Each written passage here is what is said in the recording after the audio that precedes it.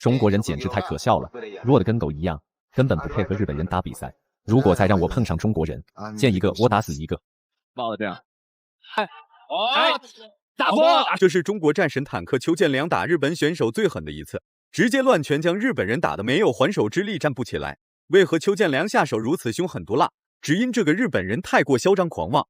自从 KO 了武僧一龙之后，则是更加目中无人，扬言中国选手全部都是弱鸡，没有一个能打的。打中国人就跟打狗一样简单，还撂狠话称只需要3个月时间，便可将中国数位搏击高手打得溃不成军。赛前出言不逊的这个人就是日本的伪娘长岛雄一郎，油嘴滑舌不把中国人放眼里，这都是其次。然而这家伙出场时特别辣眼睛，竟把他二姑奶的内裤套在了自己头上，说日本是变态排名第2，韩国绝对不敢称第1。下面还穿了一个超小号3角裤，最变态的是这家伙竟然还穿了女人的丝袜，这明摆着就是在羞辱我们的中国选手。长岛雄一郎此次迎战的对手是中国的坦克邱建良，日本人赛前的狂妄发言与变态穿着，也是直接惹怒了中国战神邱建良。邱建良不惜一切代价增重到70公斤级，为了就是灭掉这个猖獗的小日本，足以证明邱建良是恨透了这个穿着变态的家伙。话就不多说了，来让我们欣赏一下日本伪娘是如何被邱建良打成猪头的。请长按3秒点赞。比赛开始。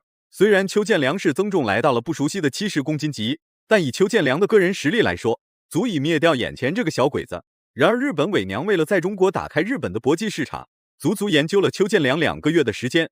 反观邱建良则是将心思放在了生重上，并没有太过在意研究长岛雄一郎，所以比赛一开始邱建良打得非常稳健。要猜对方要做什么，转石头的。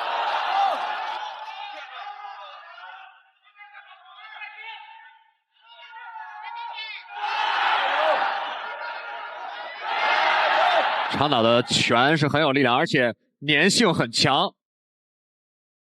这个日本选手，特别是长岛这一批的选手，这种粘着性的打法能贴在你身上，你发不出力来。进来了，真是对，有点头前冲，裁判警告了。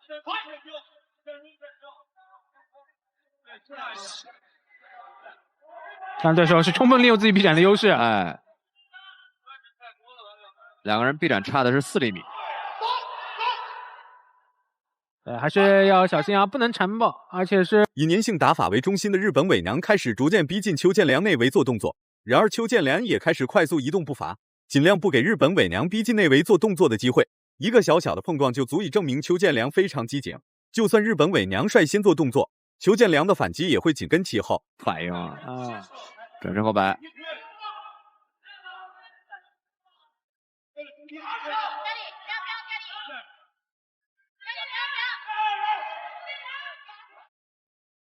哎，反倒是长岛这边是刚才有个游走啊。哦，前摆打到了。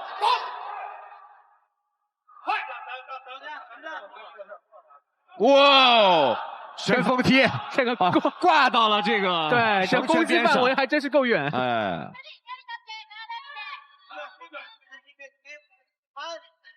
好，邱建良一个左侧的摇臂往里进。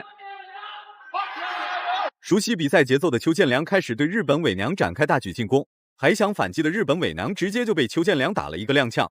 重新站起来的日本伪娘状态保持的依旧很完美，反观邱建良则是继续给日本伪娘施加压力。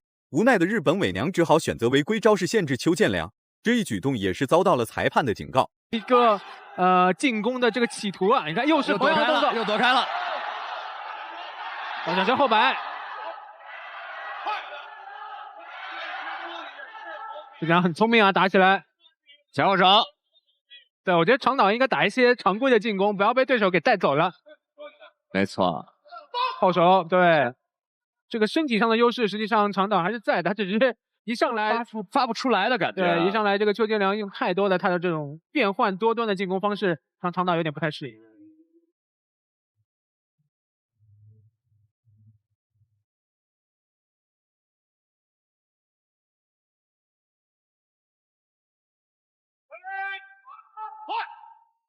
第2回合刚开始，邱建良率先逼近日本伪娘内围做动作，然而日本伪娘也开始实施自己特制的战术打法。经过一番缠斗，二人开始搂抱。虽然邱建良习惯于在中远距离做动作，但对付以粘性打法为中心的日本伪娘，邱建良不得不临时改变战术来与日本伪娘在内围展开搏斗。日本伪娘的怪异举动也是成功让裁判注意到了他。选手，只要你鼓我的颈，我就连续打击把你打开。没打到。长岛这一回合并没有出太多的进攻啊。前后手，哦，漂亮！连续前近距离的这种勾摆拳的结合啊。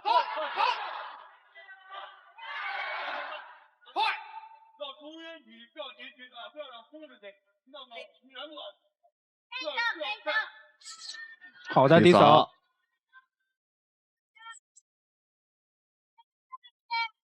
邱建良的这个面对日本伪娘的突发猛攻，邱建良依然可以做出十分精湛的防守反击来还击日本伪娘。然而邱建良的还击不得不让日本伪娘进行搂抱来缓解一下，真是应了中国那句偷鸡不成蚀把米的老话。在内围对抗期间，虽然日本伪娘比较占据优势，但邱建良也不是吃素的，毕竟邱建良在羽量级已经闯下了属于自己的一片天地。做的也很多，我就硬顶着你，我用我的体重来顶你。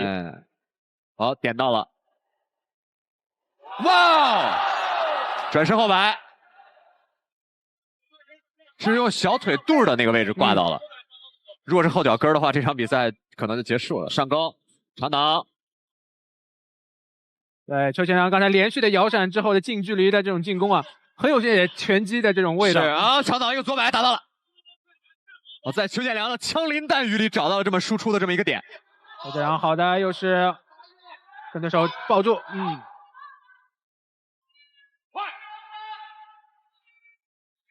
短暂的内围缠斗也是让日本伪娘吃尽了苦头。本以为自己的粘性打法可以在中国拳坛胡作非为，谁料邱建良临时更改的战术就让日本伪娘难以招架。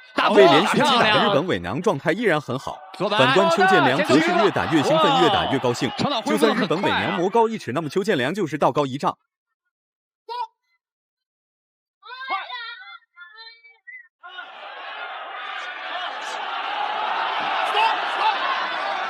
长岛现在是完全放弃重心的，全力往前突了。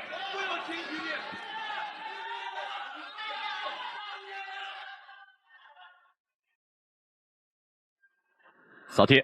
大家看啊，这个比赛打到第2回合呢，长岛是放弃了腿法的进攻，就是黏着你纯粹的拳法来抡，而且自己完全不顾及自己的平衡和重心了，只要我能抡到你就好。他希望用自己的体能加上自己的绝对力量的碾压来给邱建良以致命一击的这样打法。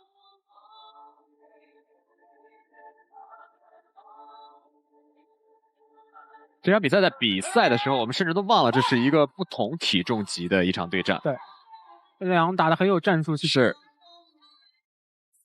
第3回合刚开始，二人就开始在内围展开激烈对拼。此时邱建良已经将日本伪娘甩出了一条街，点数不占优势，战术不占优势，就连智商日本伪娘也占不到优势。总而言之，就是所有优势全在邱建良身上。不管日本伪娘施展什么样的战术打法，在邱建良面前都显得特别不堪一击。能够轻松化解的同时，还能对日本伪娘实施有效击打。后手打到了，刚才啊被对手打到一个前手啊，因为发力进程长岛更长。对，这已经是第3回合了，长岛雄一郎必须要用自己更多的进攻，有效的进攻。高扫，高扫。我长岛还想补腿吗？对，差一点。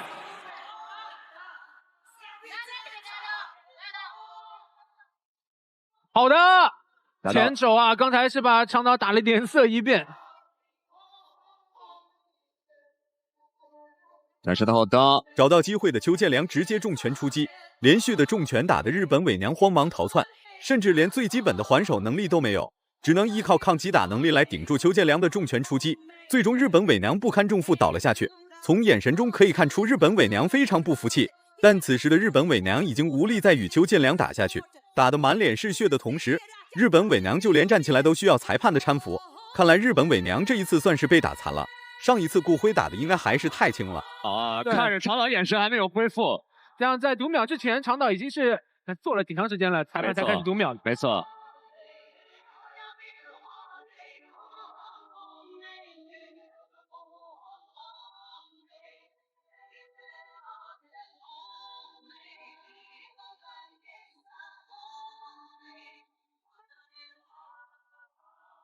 下面宣布比赛结果，红方胜。